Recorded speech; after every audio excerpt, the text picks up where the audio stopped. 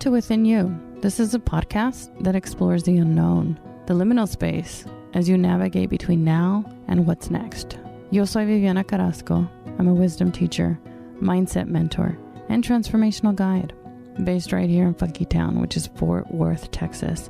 And it is my absolute pleasure to be back with you today for another episode in the Within You podcast. Over the last several months, we've been taking a really beautiful journey of discovery to love being human. So I've framed transformation within the seasons, allowing that natural cycle to teach us how to transition.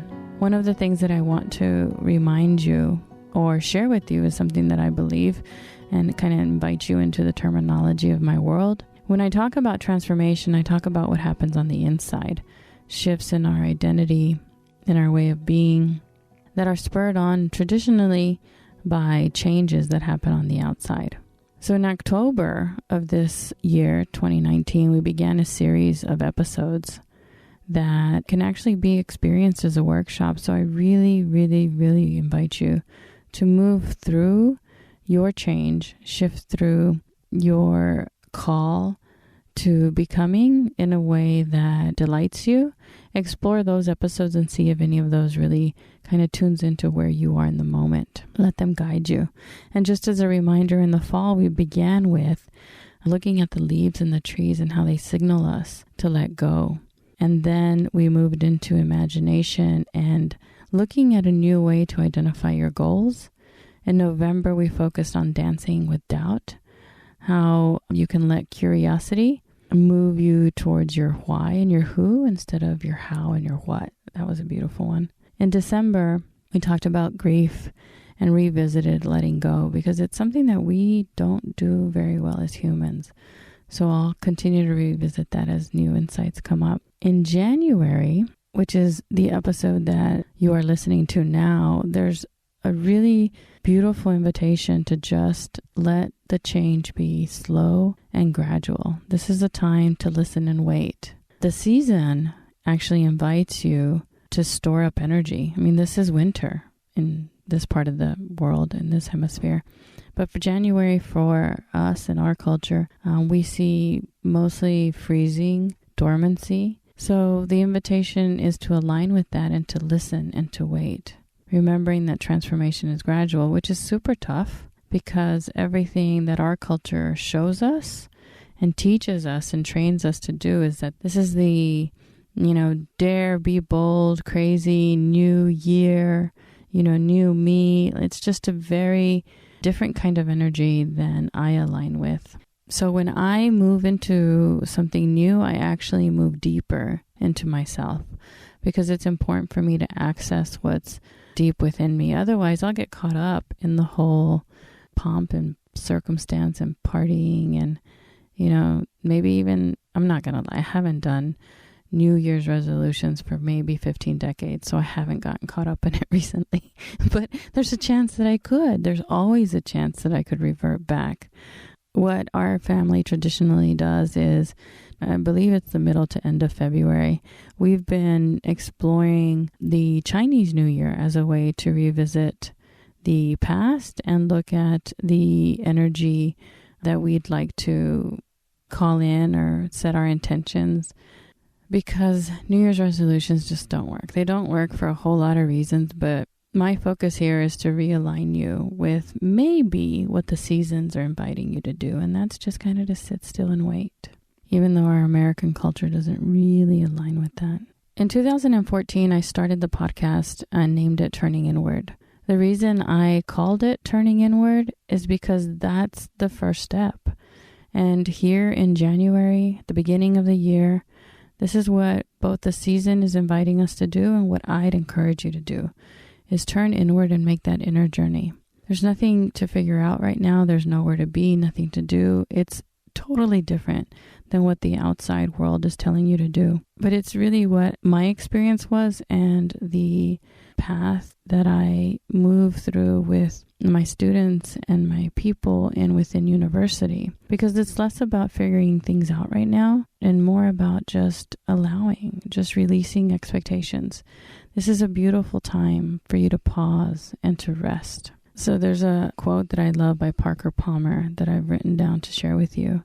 It actually reads like this: before I can tell my life what I want to do with it, I must listen to my life telling me who I am. And that is exactly the invitation that I want to offer you. Before I can tell my life what I want to do with it, I must listen to my life telling me who I am. To frame the remainder of our conversation together, I'd like to read a poem. So if you're in a space where you can become present, maybe relax your jaw, close your eyes, journey with me as I read these words by Dana Falds. The poem is called Allow. There is no controlling life. Try corralling a lightning bolt, containing a tornado. Dam a stream, and it'll create a new channel. Resist, and the tide will sweep you off your feet. Allow, and grace will carry you to higher ground. The only safety lies in letting it all in. The wild and the weak, fear, fantasies, failures, and success. When loss rips off the door of the heart, or sadness veils your vision with despair, practice becomes simply bearing the truth. In the choice to let go of your known way of being, the whole world is revealed to your new eyes. So the invitation for January is simply to allow, listen, and wait, because transformation is slow and gradual. So one of the things that I thought of as I framed the conversation today is a way to sort of explain that allowing. And I wanted you to perhaps think of a seed in the ground. Think of the amount of time that it takes for it to grow. Become the seed that's planted. For a moment with me right now. Tune into the plant's energy. Notice that there's darkness all the way around. As the seed begins to experience transformation, there's two things happening here. I don't think we often tune into the rooting. There's a rooting that is happening as the growth rises. The other thing that happens with seeds as they break through the ground into the light is that they turn towards their sun. So experiment with that as you allow. It's important at this time to maybe endure some of the boredom, the shooting, and the fear that's going to happen. There are waves of emotion that always accompany liminal spaces. They always accompany change and shifting. They look like chaos to some. They look like boredom to others. But it's an embodied attention that needs to be cultivated at this time, just to notice, to name, to look at what is happening as I allow this seed to grow, and take your time to let that happen. As you also pause, because this is a waiting period, this is winter, right? There's freezing, there's dormancy happening here. Just pause and acknowledge that this is what's happening. That's going to help you release expectations. Expectations can become such a anchor, such a ball and chain that you're carrying around when you're moving through change. So let this be gradual. Let it be a realization. There aren't very many shifts in identity that happen automatically. I mean, like poof, pop.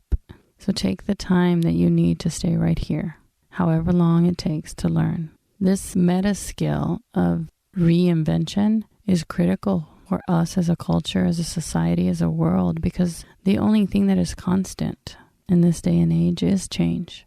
So you're learning something that's going to enliven you for the rest of your life, because there will be another shift, another transformation that happens.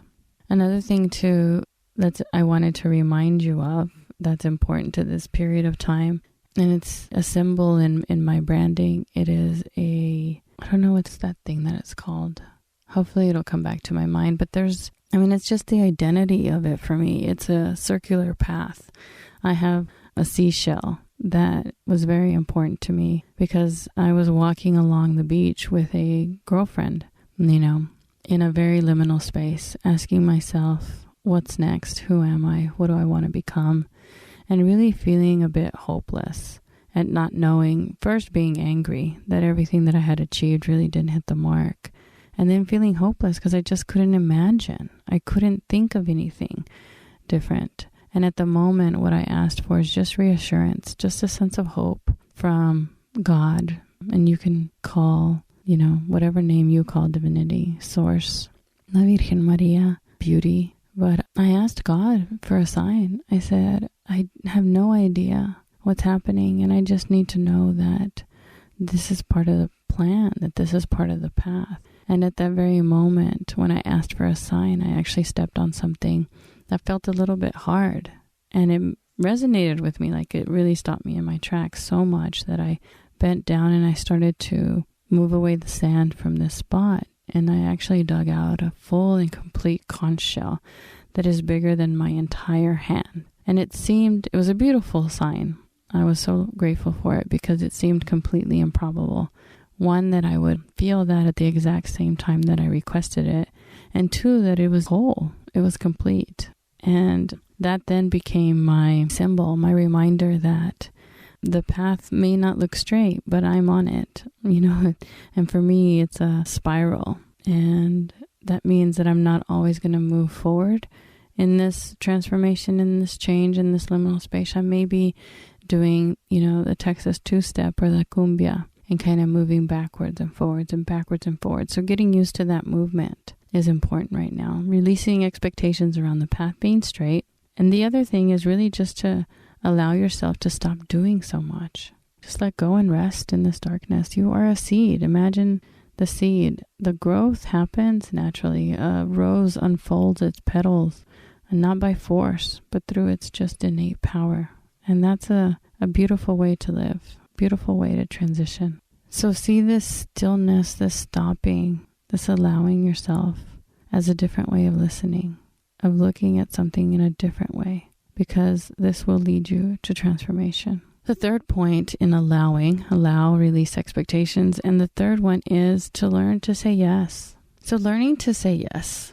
Learn to say yes to all that is. At this point, I want to use a word that may not resonate with you. And if it doesn't, notice that. It is to surrender. Now, if that's not right for you, find what's right. It wasn't right for me in the beginning because when I heard the word surrender, all I could see was this white flag being raised, and it symbolized giving up for me. But surrendering really isn't that for me anymore. Surrendering is more like allowing. There's that big word, allowing again. I imagine myself when I'm surrendering that I'm allowing myself to float in a body of water. And it's kind of magical when you think about it, because water, you can move it through your hands, right? It doesn't have any real form that stays constant. But if you allow yourself, if you align your body with the top of the water and you surrender, you can float. So that's kind of the invitation here in learning to say yes. Slow down enough so that you can catch up with yourself. The fourth point, the final point in this invitation for January is holy inquiry. The love being human journey of discovery is all about coming back over and over and over again to your own experience. This is how you and I develop self-knowledge. You can do it through silence, solitude, simplicity, stillness, whatever invites you to get settled into the in-between, where you are between known and unknown. Because in this point, you're a little wobbly. You're walking through a threshold. Imagine if you've left the room and you're under the threshold, but you haven't quite walked into the new room. So just open yourself to the purpose of this transition. When you don't, that's when we get suffering. Because suffering is pain times resistance. And you can choose instead to experiment, to be in holy inquiry. In a translation by Maribai Starr in The Interior Castle, she has a poem that she translated called The Calling. And I want to read that to you. There is a secret place. The refuge is inside you. Enter, close your eyes, and follow your breath. Listen. In the next episode, I'm going to invite you to begin right there, to find the support of your own breath. It's a tool that's available to you all the time. And I'll dance between a teaching and a practice and a teaching and a practice as I move through my favorite practices to guide you through your own transformation. And I just want to congratulate you for having the courage to explore this kind of topic If you are on your own journey of discovery, if you are interested in awareness-based inner change, and you'd like to work with me personally, visit my website at viviancarrasco.com. There's a tab at the top called Mentoring, and just figure out what fits for you. And there is an option to enter at viviancarrasco.com/start-here, and that allows you to explore 3 journeys. They're email-based and they're free, and they'll invite you in, maybe guide you via email towards transformation in the way that I talk about it, slow and steady. Just inviting inquiry, surrendering to what is, becoming the seed, becoming familiar with the darkness, the unknown, and learning how to release the expectations that you have of yourself and that maybe other people have of you. So it's my favorite thing in the world, and I would love for you to become a part of my inner circle, whether it's via email or directly in our community and within university. Until the next episode, I hope you journey well.